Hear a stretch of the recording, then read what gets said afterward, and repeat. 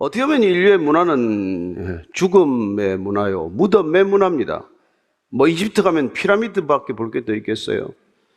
중국의 진시황릉이 뭐 가장 자랑할 만한 능이라고 하지만, 그러나 무덤에는 죽음, 시신과 죽음이라고 하는 우리가 피할 수 없는 인생의 마지막 끝자락과 같은 것을 대하게 되는 것이죠.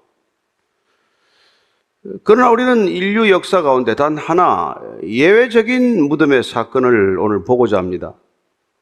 빈 무덤 얘기예요. 무덤이 비었기 때문에 우리에게 복음이 된 그런 얘기입니다. 빈 무덤이 되었기에 우리에게 소망이 된 그런 사건이죠. 1절, 2절입니다. 시작.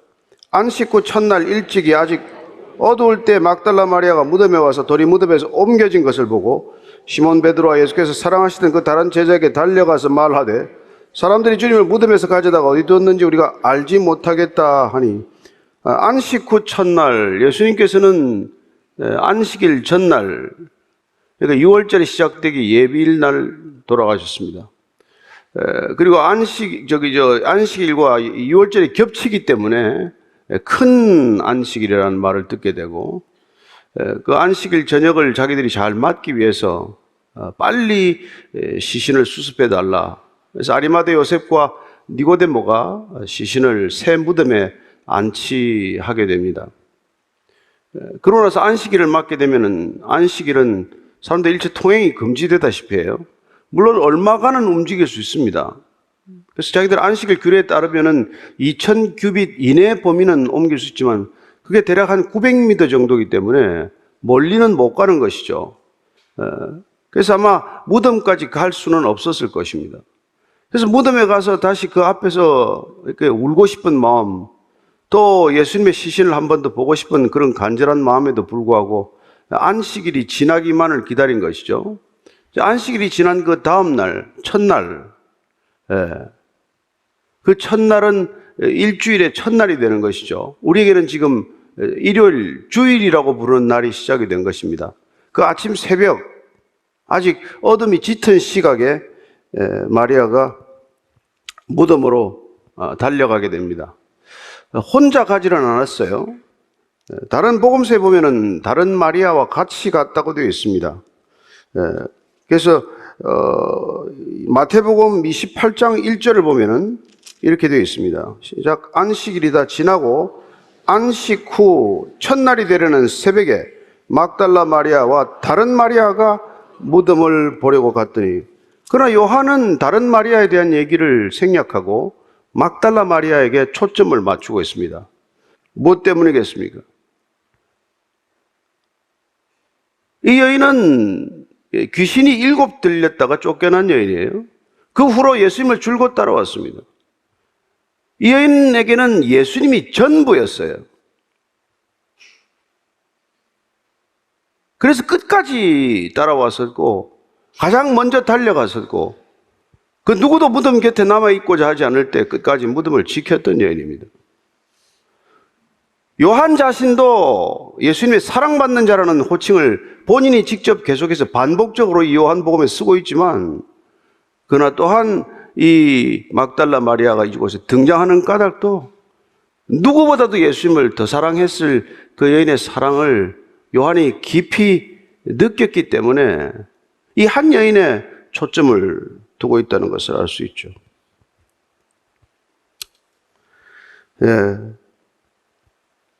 그리고 지금 왔더니 무덤은 지금 돌문이 열려 있어요. 돌문은 그 워낙 크고 무거워서 여인 몇이 왔다고 하더라도 움직이거나 굴려낼 수는 없어요. 게다가 그 무덤은 사실상 인봉, 줄을 쳐서 움직이지 못하도록 만들었다는 것을 우리가 알 수 있습니다. 그게 마태복음 27장 63절 그 대제사장들과 바리새인들이 빌라도를 또 찾아가서 졸라서 얻어낸 결과예요. 같이 읽습니다. 주여, 저 속이던 자가 살아있을 때 말하되 내가 사흘 후에 다시 살아나리라 한 것을 우리가 기억하노니, 그러므로 명령하여 그 무덤을 사흘까지 굳게 지키게 하소서. 그의 제자들이 와서 시체를 도둑질하여 가고 백성에게 말하되 그가 죽은 자 가운데서 살아났다 하면 후에 속임이 전보다 더 클까 하나이다 하니, 빌라도가 이르되 너에게 경비병이 있으니 가서 힘대로 굳게 지키라거늘 그들이 경비병과 함께 가서 돌을 인봉하고 무덤을 굳게 지키니라. 어쩌면 빌라도가 더 이상 상대하고 싶지 않았을 거예요. 또 무슨 로마 군인들을 거기다 또 경비병으로 세워달라 그러니까 당신들에게도 성전 경비병이 있지 않냐, 알아서 하쇼. 그러고는 고개를 돌렸겠죠. 대제사장들은 성전 경비병을 그 즉시 보내서 돌을 인봉한다고 하는 것처럼 돌문 양쪽을 이렇게 줄로 걸어서 움직이지 못하게 하고, 그러고는 그걸 지금 지키도록 했는데 지금 이런 결과가 나온 것이란 말이죠. 도대체 누가 돌을 옮겼는가? 뭐 그런 책 제목도 나와 있어요. 한번 찾아보시면 재밌습니다. 누가 이 돌을 옮겼는가? 그리고는 지금 얼핏 생각난 사람이 두 제자가 생각이 났어요. 베드로와 요한입니다. 베드로는 끝까지 자리를 지키지 못했지만 여전히 수제자로서의 위치나 입장을 존중받고 있다는 것을 알 수 있습니다. 달려간 것이죠. 3절, 4절, 5절입니다. 베드로와 그 다른 제자가 나가서 무덤으로 갈새 둘이 같이 다름질하니 그 다른 제자가 베드로보다 더 빨리 달려가서 먼저 무덤에 이르러 구부리에 세마포 놓인 것을 보았으나 들어가지는 아니하였더니, 요한이 조금 더 젊었어요. 걸음이 더 빨랐겠죠. 가기는 더 빨리 도착했지만 안에 들어가지 않습니다. 비어있다는 걸 확인하고 베드로가 올 때까지 기다리죠. 베드로를 존중하는 모습? 어쩌면 뭐 조심스러운 모습, 태도이기도 하죠. 그래서 시몬 베드로가 왔어요. 그래서 시몬 베드로는 따라와서 무덤에 들어가 보니 세마포가 놓였고 또 머리를 쌌던 수건은 세마포와 함께 놓이지 않고 딴 곳에 쌌던 대로 놓여 있더라. 그때야 무덤에 먼저 갔던 그 다른 제자도 들어가 보고 믿더라. 베드로는 뒤에 도착했지만 베드로답게 쑥 들어가 버리고 말죠. 뭐 살피고 말고 할 것도 없어요. 무덤 문이 열려있기 때문에 그는 즉시 달려 들어가듯이, 무덤 문이 보통 사람 가보면 알겠지만 사람 키보다는 조금 작아요. 그래서 구부려야 들어갈 수 있지만 안은 조금 넓은 편이죠. 한 2, 3m 정도? 선반을 만들어서 그 위에 시신을 두었는데 시신이 없어진 것이죠. 그런데 중요한 이 유물은 뭡니까? 시신을 쌌던 세마포, 그 세마포가 그냥 그대로 있는 거죠. 그리고 머리를 쌌던 그 수건, 머리 수건도 그대로 또 떨어진 채로 그렇게 놓여 있는 것이죠. 마치 누에가 고치를 빠져나간 것처럼 그렇게 허물을 남겨놓듯 고스란히 그대로 있는 것이죠. 사람 손이 가지 않았다는 것을 발견하게 됩니다. 이걸 풀었다든지 다시 개켰다든지 하는 이런 차원이 아니에요. 그냥 감싸둔 대로 그냥 그대로 있는데 안에서 슬그머니 빠져나가듯이 빠져나가고 없는 것을 보게 됩니다. 그래서 그 다른 제자 곧 요한은 들어가서 보고 믿었더라고 되어 있습니다. 믿었더라. 뭘 믿었다는 거예요? 마리아가 와서 무덤이 비었습니다, 시신이 사라졌습니다 하는 말을 믿었다는 것입니까? 요한은 믿음을 그런 뜻으로, 그런 용도로 쓴 적은 없습니다. 어쨌건 예수님이 사라진 이 사건, 무덤이 비어있는 이 사건은 부활과 연결 짓지 않고서는 생각할 수 없다는 것을 그는 나름대로 믿었다라고 지금 기록을 하고 있는 것이죠. 그러나 그 믿음은 어떤 믿음일까요? 9절 10절입니다. 시작. 그들은 성경에 그가 죽은 자 가운데서 다시 살아나야 하리라 하신 말씀을 아직 알지 못하더라. 이에 두 제자가 자기들의 집으로 돌아가니라. 성경에서 그가 죽은 자 가운데서 다시 살아나야 하리라는 말씀을 아직 정확히 제대로 그 의미를 알지 못했다고 말하고 있습니다. 부활은 유대인들 전체가 믿던 그런 개념이에요. 물론 사두개인들은 모세 오경만 믿었기 때문에 모세 오경에 근거해서 그들은 부활을 믿지 않았습니다. 그러나 다른 이 바리새인들이라든지 모든 율법학자나 다른 모든 유대인들은 적어도 머릿속으로는 부활을 믿고 있었고, 그들이 믿던 부활은 마지막 날에 다시 이렇게 세우리라, 세상 끝날 최후의 심판날에 다시 살아나리라고 하는 그런 부활 개념에 익숙했었지, 지금 예수님이 말하고 있는 이런 부활과는 사실 이해할 수 없는 일들을 만난 셈이죠. 그건 제자들도 지금 그토록 여러 번 말을 들었지만 실제 이 사건 앞에서는 어떻게 해석해야 할지를 알지 못한 것이죠. 제자들이 떠난 상황에서 다시 마리아는 무덤으로 돌아오게 됩니다. 그녀는 무덤을 떠나지 못합니다. 11절에서 13절까지입니다. 시작. 마리아는 무덤 밖에 서서 울고 있더니 울면서 구부려 무덤 안을 들여다보니 흰옷 입은 두 천사가 예수의 시체되었던 곳에 하나는 머리편에 하나는 발편에 앉았더라. 천사들이 이르되 여자여 어찌하여 우느냐. 이르되 사람들이 내 주님을 옮겨다가 어디 두었는지 내가 알지 못함이니이다. 마리아는 지금 무덤 밖에 서서 울고 있다고 되어 있습니다. 울면서 있다가 무덤 안을 들여다봅니다. 혹시 또 누가 뭐 어떻게 시신을 가지고 올래나? 돌려줄래나? 무슨 일이 일어나지는 않나? 그렇게 무덤 곁에서 서성임에 있는 그녀에게 두 천사가 보였다고 되어 있어요. 두 천사는 예수님이 시신으로 이렇게 누웠을 때 한 천사는 머리맡에 한 천사는 발 곁에 이렇게 앉아있는 모습을 봅니다. 그리고 천사들이 먼저 이 얘기를 해요. 여자여 왜 우느냐? 왜 울고 있느냐? 우는 것이 마땅하지 않다는 것이죠. 내가 지금 울어야 할 일이 아니라는 것입니다. 울음을 그치라는 거예요. 그러나 마리아는 지금 사람들이 내 주님을 옮겨다가 어디 두었는지 내가 알지 못한다. 네. 여러분 제자들도 3년간 따라다니면서 여러 차례 부활에 관한 말씀을 듣고 십자가와 부활의 얘기를 들었지만은 전혀 연결이 안 된 상태로 떠나고 말았는데 하물며 지금 이 마리아에게 주님께서 말씀하셨던 부활의 말씀이 이 사건으로 지금 눈앞에 펼쳐지고 있는 걸 어떻게 그게 제대로 연결이 되겠습니까? 너무나 당연하죠. 그냥 슬플 뿐이에요. 육신의 예수님을 잃은 육신의 여인이 그냥 슬픔에서 헤어나오지 못하고 있는 것이죠. 그러나 예수님께서는 얼마나 많이 자주 말씀하셨을까요? 예수님께서 이렇게 말씀해 주지 않으셨습니까? 요한복음 14장 18절 19절입니다. 시작. 내가 너희를 고아와 같이 버려두지 아니하고 너희에게로 오리라. 조금 있으면 세상은 다시 나를 보지 못할 것이로되 너희는 나를 보리니 이는 내가 살아있고 너희도 살아있겠음이라. 절대로 너희를 고아처럼 버려두지 않겠다. 내가 잠시 있으면 너희들이 보지 못하겠지만 다시 내가 와서 나를 보게 될 것이다 말씀하셨지만은 이 말씀을 누가 기억을 했겠습니까? 16장 16절 20절입니다. 16장 16절 같이 읽습니다. 시작. 조금 있으면 너희가 나를 보지 못하겠고 또 조금 있으면 나를 보리라. 조금 있으면 나를 못 볼 것이라고 말씀하셨다가 또 조금 있으면 나를 보게 될 것이라고 말씀하셨습니다. 앞뒤가 안 맞는 말 같지만은 누가 이 말을 듣고 얼른 이해할 수가 있었겠어요? 보였다가 안 보였다가 하는 존재, 그런 상태를 지금 말하고 있지 않습니까? 20절은 뭐라고 말합니까? 시작.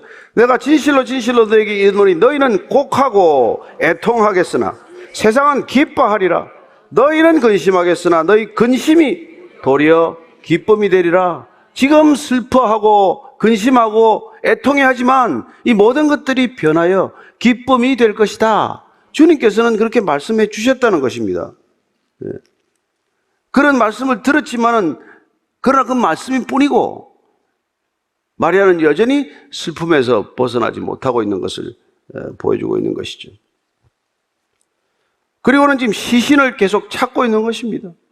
예수님은 살아나셨는데 그러나 마리아에게는 여전히 죽은 예수님의 죽음에 붙들려 있는 모습을 보고 있는 것이죠. 그래서 14절 이런 상황을 맞닥뜨리게 됩니다. 같이 읽습니다. 시작.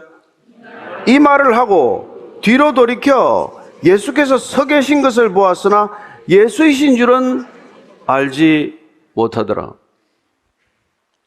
뒤에 예수님이 서 계신데 예수님을 알지 못했다는 거예요. 신기하죠? 예수님이 지금 분명히 계셨는데 예수님인 줄을 몰랐다는 겁니다. 이게 무슨 말입니까? 십자가 지기 전에 육신의 예수님하고 부활하신 예수님의 모습은 동일하지 않다는 거예요. 못 알아보죠. 근데 언제 알아봤습니까, 이제? 15절, 16절입니다. 시작. 예수께서 이르시되 여자여 어찌하여 울며 누구를 찾느냐 하시니 마리아는 그가 동산직인 줄 알고 이르되 주여 당신이 옮겼거든 어디 두었는지 내게 이르소서 그리하면 내가 가져가리이다. 여자여 어찌하여 우느냐 울지 말아라. 그랬더니 또 아직까지도 동산직인 줄 알고 시신을 어디다 옮겨놨습니까? 라고 물었지만 예수님께서 마리아여 라고 불렀을 때 드디어 마리아가 눈이 떠진 것이죠. 예수님은 부활하셨지만 마리아의 이름을 잊지 않으셨습니다. 예수님은 죽었다가 다시 사셨지만 사람의 이름, 제자들의 이름을 잊지 않으셨습니다. 그리고 그 이름을 기억하시고 그 이름으로 부르신다는 것입니다. 그래서 예수님께서는 목자는 양을 이름으로 부르고 양은 이름을 부르는 목자를 기억한다고 말씀해 주신 것이죠. 그게 요한복음 우리가 10장 3절 4절 말씀입니다. 같이 읽겠습니다. 시작. 문지기는 그를 위하여 문을 열고 양은 그의 음성을 듣나니 그가 자기 양의 이름을 각각 불러 인도하여 내느니라. 자기 양을 다 내놓은 후에 앞서가면 양들이 그의 음성을 아는 고로 따라오되 우리는 그분의 음성을 알고 따라가게 된다는 거예요. 주님께서는 우리의 이름을 아시는 분이고 우리의 이름을 반드시 불러주실 것을 믿습니다. 그리고 그분의 음성을 우리는 알아듣고 반드시 그분을 따라가게 된다는 거예요. 여러분 한 번도 만난 적이 없어도 예수님이 여러분 꿈에 나타나면 알게 됩니다. 지금 무슬림 땅에는 그런 일이 많이 일어나고 있어요. 1400년간 무슬림을 전도한 것보다도 지금 최근 10년 동안에 더 많은 일이 일어나고 있습니다. 그 땅에 선교사들이 못 전합니다. 그래서 여러분 이맘 교육받으러 간 무슬림들에게 예수님이 직접 나타나셔서 같은 경험을 한 사람들이 모여서 기도 모임을 갖는 그런 일들이 비밀리에 전해지고 있어요. 우리 눈에는 지금 중동 땅이 전쟁으로 폭발할 것 같지만 그러나 주님께서는 여전히 일하고 계신다는 것을 믿으시기 바랍니다. 저와 여러분이 한 사람도 그 땅에 못 찾아가도 누구도 전도할 수 없지만 예수님은 친히 찾아가실 수 있는 분이라는 것을 믿고 안심하고 계시기를 바랍니다. 우리는 기도하면 되는 것이요. 그분께서는 일하고 계실 것입니다. 그래서 마리아가 부르랬더니 마리아는 뭐라고 대답해요? 라보니는 랍비보다도 더 극존칭이에요. 나의 큰 선생님 이렇게 불렀죠. 그리고는 아마 예수님의 발을 잡지 않았을까 생각이 돼요. 순식간에 다시 예수님의 발에 엎드려서 그 반가움과 슬픔을 표시했겠죠. 근데 예수님께서 이렇게 말씀하십니다. 17절 18절입니다. 예수께서 이르시되 나를 붙들지 말라. 내가 아직 아버지께로 올라가지 아니하였노라. 너는 내 형제들에게 가서 이르되 내가 내 아버지 곧 너희 아버지 내 하나님 곧 너희 하나님께로 올라간다 하라 하시니 막달라 마리아가 가서 제자들에게 내가 주를 보았다 하고 또 주께서 자기에게 이렇게 말씀하셨다 이러니라. 예수님께서 나를 붙들지 말라. 어떤 표현에 보면 만지지 말라 이렇게 말해요. 그러나 만지지 말라고 번역할 수는 없는 것이 왜냐하면 도마에게 만져보라고 말씀하셨기 때문에 앞뒤가 안 맞지 않습니까? 그러니까 붙들지 말라는 것은 내게 더 이상 메어 달리지 말라. 내 곁에만 있으려고 하지 말아라. 나는 아버지께로 간다. 아버지께로 가서 보혜사 성령을 보내줄 것이기 때문에 이제는 예수님만 육신으로 해서 예수님을 기억하고 그분께만 그 곁에만 머무르려고 해서는 안 된다는 것입니다. 저와 여러분들이 예수님을 제대로 만났다면 우리도 이런 동일한 얘기를 들을 것입니다. 제자들에게 너희는 가라 라고 말씀하셨던 예수님 곁에만 머물러 있는 존재는 아니라는 것이죠. 우리가 교회 공동체를 이루었지만 교회에만 머물러 있어서는 안 되는 것처럼 주님께서는 지금 그렇게 붙어 있지 말라는 거예요. 그리고 나는 아버지께로 올라간다. 그리고 너무나 중요한 말씀을 우리에게 해주고 계십니다. 내 형제들에게 가서 내가 다시 살아났다고 얘기를 해주라는 거예요. 주님께서는 이제는 부활하시더니 그 본인을 부인하고 다 달아난 제자들을 내 형제들이라고 불러주고 계신다는 것입니다. 3번씩이나 부인하고 달아간 베드로를 비롯해서 모든 제자들이 십자가 밑을 지키지 못했음에도 불구하고 부활하신 예수님은 지금 막달라 마리아를 통해서 내 형제들에게 가서 내가 다시 살아났다는 것을 전하라는 거예요. 이들은 사도가 될 사람들입니다. 다 파송받을 사도들이에요. 그 사도들에게 또 한 사도, 처음 보내는 사도, 사도들에게 보냄을 받은 사도가 바로 막달라 마리아라는 것입니다. 마리아에게 가서 내 형제들에게 전하라고 말씀하시는 것이죠. 요한복음 1장 12절입니다. 왜 형제라고 부르십니까? 시작. 영접하는 자, 곧 그 이름을 믿는 자들에게는 하나님의 자녀가 되는 권세를 주셨기 때문에 그렇습니다. 우리는 하나님의 자녀가 되는 권세를 주님께서 허락하셨기 때문에 예수님께서 아버지께로 올라가면은 우리를 형제라고 맞아주신다는 거예요. 그리고 나는 너에게 이제 아버지께로 올라가는데 이 소식을 지금 막달라 마리아에게 가서 제자들에게 전해주라는 거예요. 제자들이 받았을 충격이 혹시 상상해 보신 적 있습니까? 나중에 후대 교회들은 이 막달라 마리아에서 굉장히 비판적이 됩니다. 이게 자존심이 너무 상해서 특별히 로마 교황청에서는 베드로가 초대 교황이기 때문에 그 소식이 베드로에게 직접 전해지지 않고 이 막달라 마리아 같은 천한 여자를 통해 전해진 게 너무나 자존심이 상해서 막달라 마리아에게 대한 온갖 음해가 다 나오게 돼요. 이상한 이 그림도 많이 그려지게 되고, 그리고 실제 교황이 막달라 마리아는 장녀였다, 그리고 7 귀신 들린 여자였다, 그런 자격 없음을 이렇게 공개적으로 설교하고 이랬어요. 그러나 여러분, 성경은 사실대로 기록된 책입니다. 그 당시 기준으로 보면은 기록되어서 안 될 여자, 이름에 올라가서 안 될 여자들의 이름이 성경에는 그렇게 많이 올라가 있는 거예요.